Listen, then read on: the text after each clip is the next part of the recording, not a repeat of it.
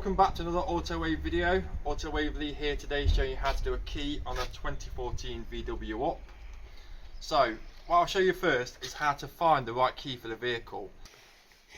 So on our Autowave website homepage we can type in our registration number of the vehicle. So it's Golf Yankee 14 Uniform Alpha Bravo. So this will now show us the vehicle details.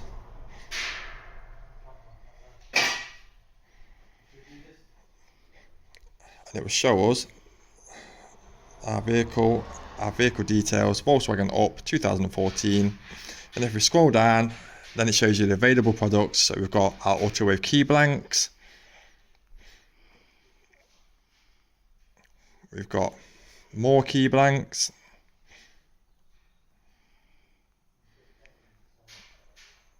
If we keep going down the list, we've got remote parts and cases for the vehicle. There's the remote, so we know it's an AUT RK0051 for this vehicle outside. And then also, if we scroll further down, it will show you what kind of transponder chips are available as well for that vehicle. So all the information you need for that car is on our website. By just typing in the registration number, you can find all the relevant parts you will need to complete the job. So now we've determined what key we're going to use, we can now come to our XC Mini Xhorse Condor cutting machine and we can cut our bleeds. So first thing we'll do is we can go to our key duplication. We can pick V for Volkswagen. It's a Up, VW Up. So let's see if Up's on there. I don't think Up is on there. So what we'll do is we'll use Golf because we know it's just a normal HU66 blade. So we know it's a later model. So if we do, let's do 2008. Let's try 2008 to 14. You got a little flat screwdriver. So there it shows HU66. So we've got our HU66, it's saying use M2 clamp position C. So I'm just going to remove this clamp here. I'm going to put my M2 clamp in. I've got position C there. It's showing me where to put the key. It's saying me to pull it up to the stop, the small shoulders. So if we do that, secure the key, and then what we'll do is we'll press key decode on the screen. This will now decode the key and it will show us what the bittings are.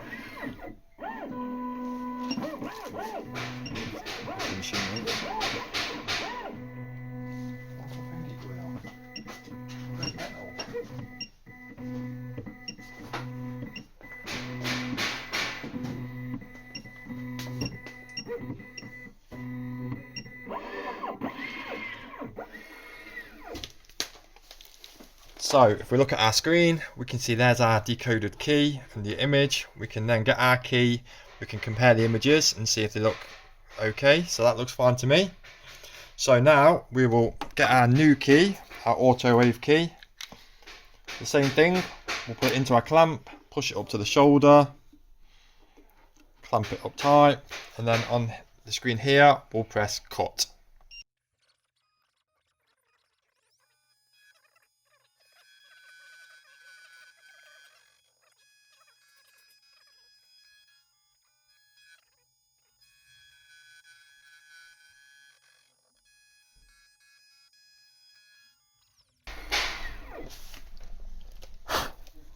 So now our key's cut on one side, so all we do is literally, we just clean off the clamp,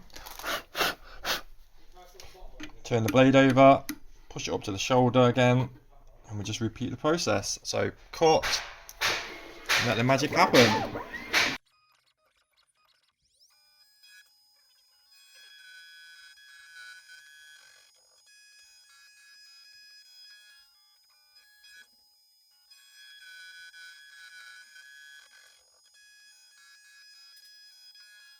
So that's our key now cut. So what we'll do now is we'll take it out to the vehicle and then we'll try it in the door and the ignition and see if it works okay. So now we're outside of the vehicle, we're going to try the key first in the door just to make sure it works. That works fine, and now we'll just test it in the ignition as well. That's all perfect, so now we just need to program it in. Right then, so I'm at the vehicle and I'm going to use VVDI 2 to program the new remote key, the Autowave AUT RK0051, which has already been cut. This is the customer's original key, and we have checked that the vehicle supports a remote control.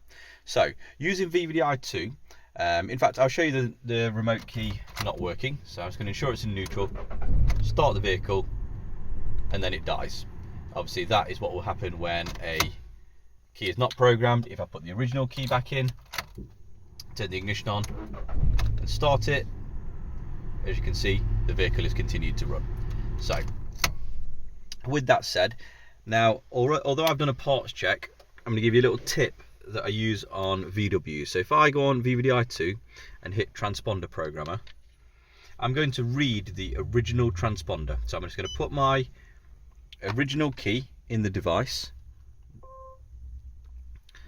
auto detect, and as you can see it's a TP23 ID48 transponder.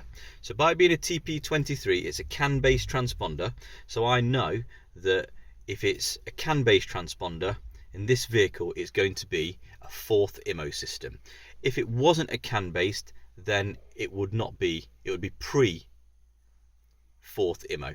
So now I've done that, I'm just going to actually put my aftermarket key in, just stick that in here, and then also read that, make sure that I've got an unlocked transponder. As you can see, I've got an ID48 unlocked transponder. So this is now ready to program.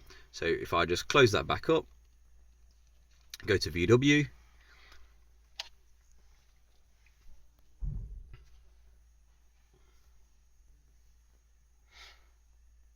it's connected to my device. I'm connected via OBD. In this vehicle, the OBD port is just underneath, just above the pedals, underneath the steering wheel, as you can see. So that's all connected in. And now what I'm going to do is I'm just going to very quickly just see if we've got, turn the ignition on of the vehicle with the working key. I'm going to hit gateway installation list to see if it can tell me what modules are connected. So which modules are installed in the vehicle. It doesn't, so I'm just going to go back to show all unit. I'm going to go to the engine and I'm just going to clear the fault codes. So at least that way, and there's no fault codes present. And if I also go to instrument cluster, and there we go, if I go to read DTC, there's no DTC, so there's no fault code. So I know I've got no fault codes in the vehicle. If I go to now key learn, it's a 4th IMO system as I've just established. And if I go to VW Skoda Seat auto detect type, it takes me to this screen. So now what I'm going to do is I'm going to hit diag. Diag recognizes which type of cluster it is. Now if it can't automatically recognize, then we need to select manually. So as we can actually see here, it's got the part number here, it's got the part number here. So we're going to try starting at the top, Motorola 9S12, because it's telling us, it's suggesting that we just try them. So let's give it a go.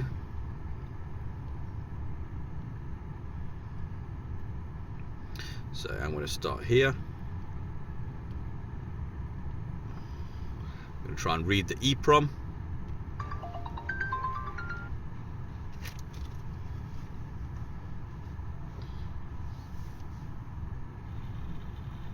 Right, so I have done the one which was suggested by VVDI2. I've read the EEPROM file. It says reading data success. As you can see, the clocks have a little bit of activity. The actual clock has gone to 00, so it has reset the clock. So that's something to just bear in mind. That it'd be good to reset the time back for the customer. Okay, so now that I've read the EEPROM file, I'm going to save the file. I'm going to save the file. I'm just going to make a new folder. Just put VW Up. And in there, I'm going to put it as EEPROM ORI. It's the original EEPROM file. So if anything happens, I can always write this file back and be back to where I started. Now that I've saved that file, read it and saved it, I'm now going to read the IMO data. So I've still got my working key in the ignition with the ignition on. Read IMO data. Again, the clocks have just gone black and there's a bit of activity from there, and it's read the IMO data successfully. So again, I'm going to go and save the file, and I'm going to save that as IMO ORI, and I hit save. So now that I have saved my EEPROM file and my IMO file, I'm going to prepare a dealer key. So using the IMO data. So now I'm going to put my aftermarket key, the Autowave AUT RK0051. I'm going to put that in the programmer, and then I'm going to go to IMO data prepare key. You can do it this way, or you can do it via the make dealer key button. Because I've saved the IMO data, I'm going to hit IMO data prepare key. Press OK to load IMO data. I have it there, IMO ORI. OK. Now it's asking us which type of key. It's a VW key. We want to prepare a normal dealer key. I'm going to hit yes. And now it said start make key. So it says key make OK and lock. So now this transponder in this side, this key is actually locked and it's made into a dealer key. So this is now the same state as if you would have bought it from VW. So if you were to buy a dealer key, you wouldn't have to carry out this particular procedure, but we haven't because it's an aftermarket key. So I'm going to hit OK. And now what I'm going to do is I'm going to add the key. Now there's a couple of methods of adding the key. It tells us you should back up the EEPROM and IMO data before you learn the key, which we have already done. So you can add the dealer key to the immobilizer directly, and what I'd do is I'd leave the key exactly where it is, and it would add it directly in, and then it's ready to start the car. What that would do is that would keep the other keys in the vehicle, but the customer has told us that he's bought the vehicle without the original remote key, so that for us wouldn't be the right way. Also on this note is when you add directly to a immobilizer, in certain vehicles like later MQB vehicles, when you're programming the remote in at the same time as a transponder or something like an Audi A1, you wouldn't be able to do this because it wouldn't make the remote function. So it's a good habit just to use the third function, because this second function is where you input the details of the security code, but again, you don't need to do that. So what we'll do is we're going to go number 3, learn key. We're going to pull all the data from the IMO data, and we're going to, the amount of keys that we have in total, which is 2, we will just learn the 2 keys in. So I'm going to put 2 here. I'm going to load in my IMO data, which is the same one that I created the dealer key with just now. Hit open and then hit next. Now it asks us, does the car have keyless, which it doesn't, so I'm going to hit no. So now insert the dealer key into the car and switch the ignition on for at least 2 seconds. And as you can see, the time for change key should be smaller than 5 seconds. So if you just look at the dashboard now, it says 1 of 2. So 1 of 2, because that is now coded in 1 of 2. I'm going to take that key out, and now I'm going to put my new key inside and turn the ignition on. And then that will go to 2 of 2. So now that procedure has completed. So what we could go and do now is I'm now going to press OK. So this will now take it out of learning mode.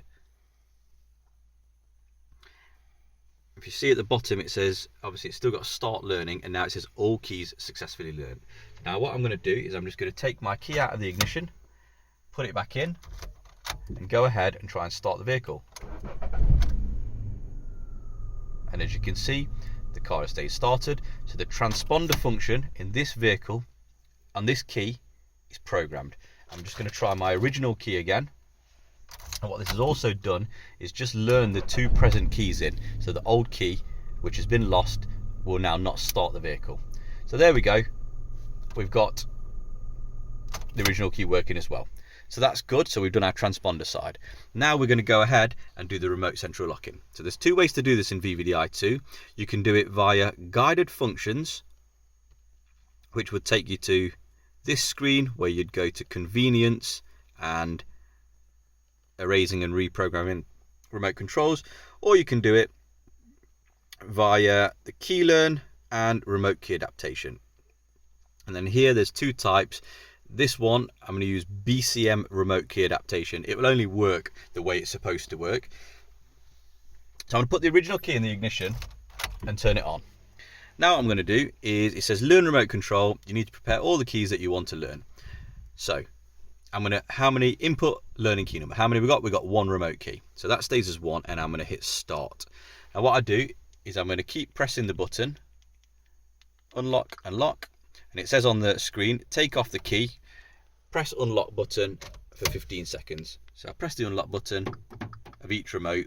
So now I've just done that. And as you can see, it now locks and unlocks the vehicle. So if you can look at, if you watch the dashboard, it'll just lock and unlock. So now we've got a fully working key, customer's original key, a new remote key supplied, cut and programmed using the Xhorse key cutting machine, VVDI 2, and a remote from autowave.co.uk.